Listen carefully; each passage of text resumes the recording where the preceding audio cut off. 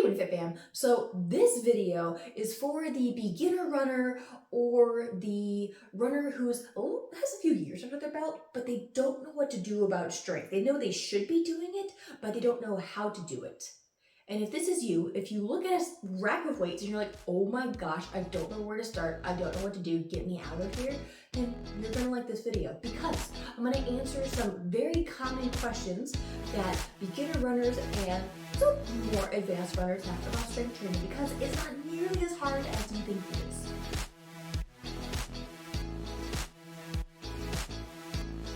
So my cat has told me here that you are wondering how long you need to lift for because I hear from him that you have been a little stressed out about how long your runs take because they could take anywhere from 30 to 90 minutes. I can't believe you want to leave or answer the people's questions.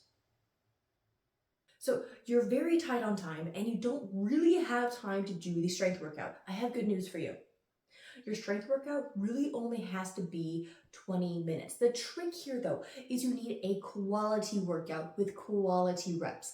How do you do this? Well, one, you need your exercises to be very running specific so they actually help you as a runner. They're not just random Instagram exercises.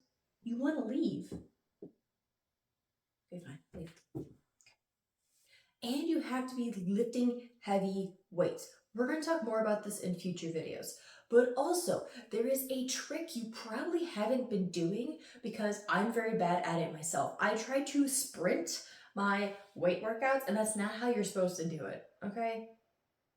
I know these things, and yet I need to remind myself. What you might be missing is a fancy word called intra-complex rest intervals. What this is the weightlifting version of a rest in a running workout. Okay, so say you're doing running repeats, let's say 800s, okay? Or even if you're a beginner runner and you're doing 2 minutes of running and 1 minute of walking, that 1 minute walking, that is actually a rest period, okay? Same with you're doing 800 repeats, you're probably not going to be sprinting all 5 or whatever number of your 800 repeats. You're gonna do what? You're gonna rest in between repeats. Exact same thing for weightlifting. You have your set of lunges or single leg squats, you finish that up, you take a 1 to 2 minute rest. That is why you see people at the gym. If you go to the gym, I go to the gym sometimes, and they're on their phone. They might be lazy, they might be, or they might be taking advantage of a intra-complex rest interval so that their next set of strength exercises is as high quality as it can be. So take advantage of that too, and you might find when you're not as gassed from your strength workout and it's way more tolerable because you're actually resting appropriately in the workout.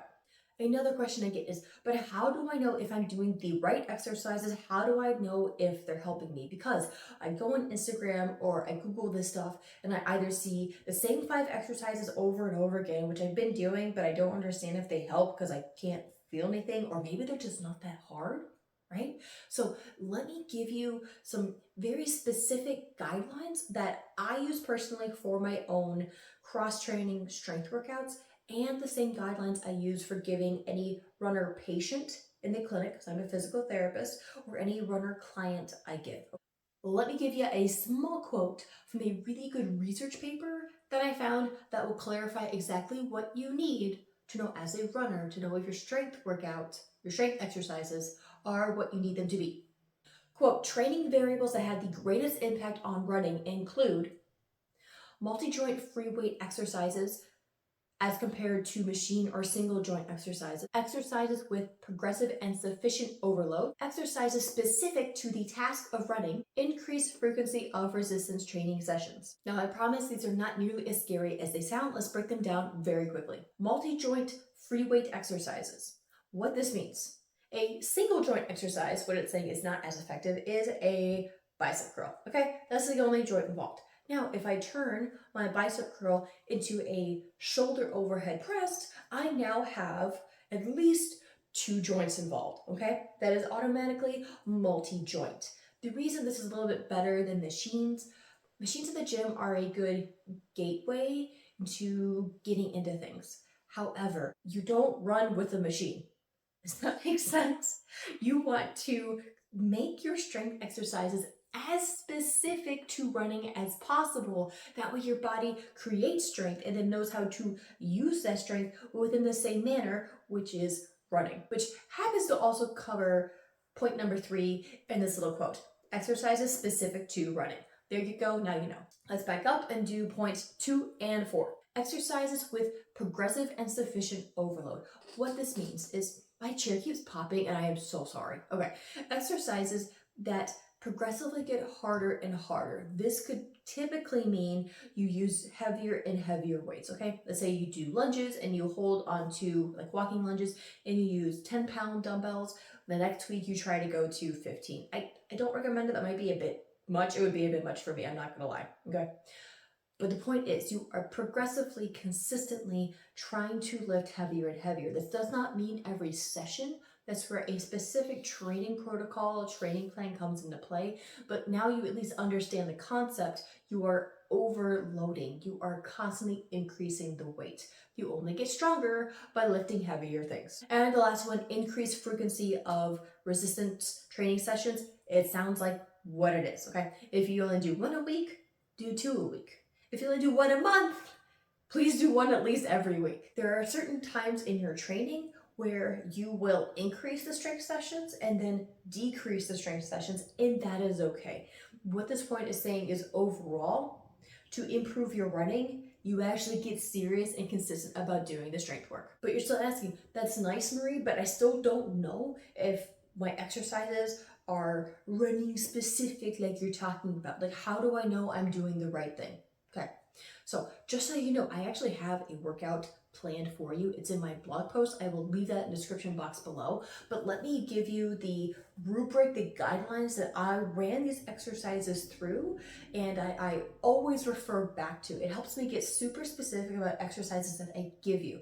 All right, so here it is. For your exercises, for your strength exercises to be as running specific as possible, they need to include the following: single leg strength, single leg balance, rotational core strength. And what this means is, when you run, there actually is some rotation. Like, I'm really exaggerating it, but there is rotation that occurs in your thoracic or your mid spine, and your core muscles need to be strong enough to be able to control that load and create stability and strength. Other points include upper body involvement, which means, yes, runners, you need to do your upper body work regardless of what you think. And you need overhead strength and stability, where you have the core and the upper body involved. Case in point, we talked about that overhead shoulder press. Okay, if you do this just camped out on a regular bench in the gym, and you do these, you might be like, okay, yeah, feel my arms working, but you do this in a lunge, like you hold the lunge, like your knee is hovering above the floor, and you do this, holy moly, you're gonna feel, obviously, upper body involvement, but you're going to feel a lot more core work being done at the same time. That's just one example. And then the last one is plyometrics. Now, plyometrics is a whole subject for another video, but very briefly, what plyometrics will do for you as a runner is they will improve your strength in a different way, in a very explosive way that is required for speed. Now, plyometrics in and of themselves, if you Google and find out what they are, they're typically exercises that are short, explosive in nature, and you use fewer reps.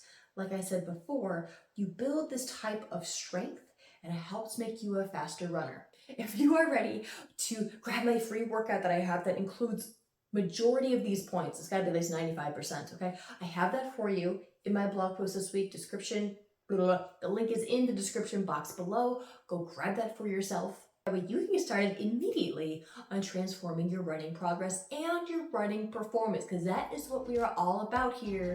And thank you for being part of the Running Fit fam. I am Dr. Marie Witt, Dr. Witt on Instagram. I'm a practicing physical therapist, and I am so glad you're here.